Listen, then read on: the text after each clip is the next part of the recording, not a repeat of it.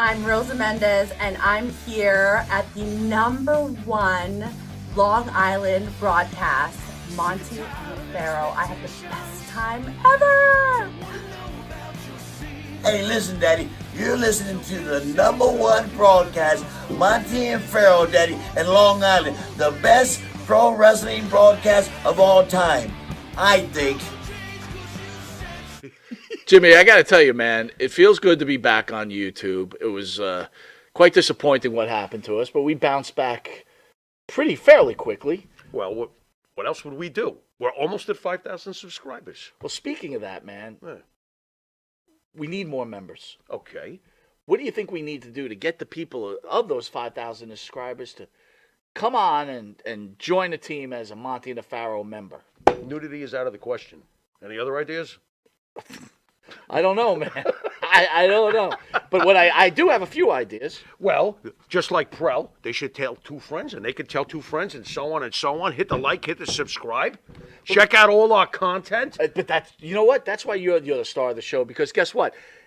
Members get special content.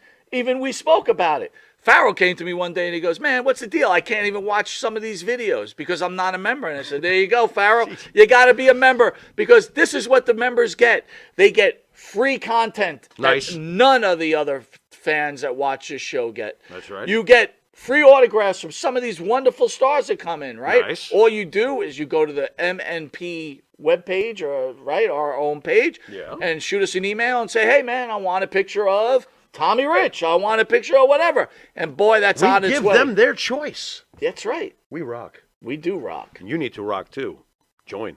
We all know that AEW is coming around, and, you know, again, you against Roddy Piper, dog collar match, everybody knows that. And from being up here, right, you know, we would read it through the, you know, PWI. the magazines and all that stuff. Right. We're like, holy cow, look at this.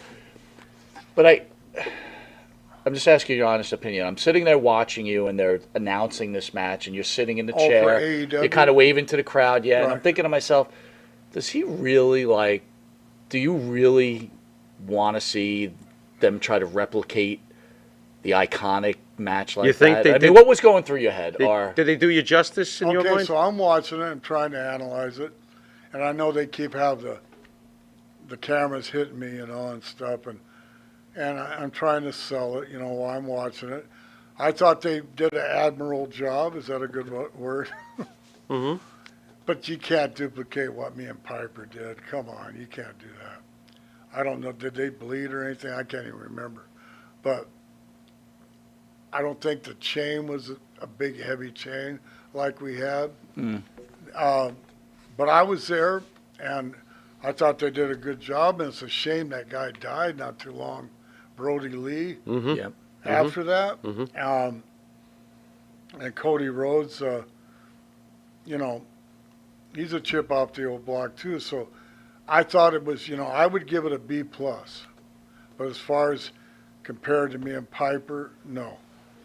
Was that your greatest match of all time in your mind, or is there something else? Actually, the matches that me and Piper had leading up to that in different spots around the Carolinas, you can catch them on YouTube every now and then. I thought they were better. I mean, they were some jam-up jelly type matches, but when you got a chain in there, it's hard to work with that thing. But I think we did a great job with it. I guess as far as brutality and iconicness, that would be the greatest match that either one of us have been in, other than him being on top in WrestleMania 1, and I think me and Brutus had some fantastic matches against the Bulldogs, but not WrestleMania 2, maybe some Saturday night's main events. And, so. It's funny you brought that up. I was just thinking about that because I thought you guys were going to win the belts back that night because I think it was a 2 out of 3 falls, and you took the first fall. I'm like, oh, thank God they're going to win the belt back. Well, yeah. So back to Piper real quick. You know, today's wrestler, you're a huge guy. You are a wrestler. Today's wrestler, 150 pounds, 160 pounds, whatever the case is. Now I'm a huge guy. Now, this is a problem. Now, Piper wasn't a really big guy, I'm assuming, No. right? How was Piper able to present himself that you felt he could take on Andre the Giant and beat Andre the Giant? What was it about Piper? He was believable. Why? Well, yeah, because he, learning how to work, you learn how, when you get in the ring, because I wasn't the biggest guy either. You just learn how to project yourself. And Piper had that, that sneer and that look and believability. And he was a Golden Glove boxer. So he was really a tough guy. But he was only about 225, 230 pounds soaking wet, maybe 235. He pumped up. But he wasn't a big guy, but he had good-looking punches because of the Golden Glove. He came up the hard way. He came up in L.A. like I did, and he came up the Mid-Atlantic. The Mid-Atlantic, he really got his shit together and learned how to mix his boxing with his wrestling. I always kind of tried to do the rope-a-dope thing like Muhammad Ali, and tried to mix boxing with wrestling, because it gets, you take the shots, and just wrestling period is boring after a while, laying down a hold.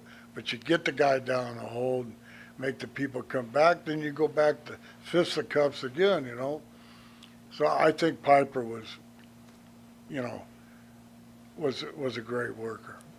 You've had some really awesome tag team partners over the years, but can I ask you a little bit about what I feel like on paper, this might be the greatest team of all time, and it seemed to be like a rocket ship. It passed by Ric Flair and Greg Valentine. Memories of that very special tag team in my mind. The only thing that I didn't like about being Flair's partner is sometimes he would forget I'm on the corner waiting to be tagged in. Really? Okay. He would get into his match so much. Now, that's not a real knock. And then I went to him, I says, man, you need to tag me in more often. And so we got to do that. But he was so used to being out there maybe by himself, he'd forget I'm over there. What makes a tag team good is the tagging in and out. So a lot of times we had some great matches. I think, that could have been a dream team too. But he went off on his own and became the world champion, and I came up here to New York. So I would have to say Beefcake was my best partner. I agree. I agree with you. You love them. There you go. And number one, because you got to have a captain, and I was the captain, and Beefcake, he followed right along, but he learned so good. He looked so good. We both didn't have blonde hair. He had his own look, and I had my own look. Right. So the Dream Team, that was actually my name for it, and I think there was another Dream Team basketball or something. Right. Earlier Olympics, but I think we might have been the original Dream Team. And I'm the one that thought that up, and they liked it, so they went with it. Should have trademarked that.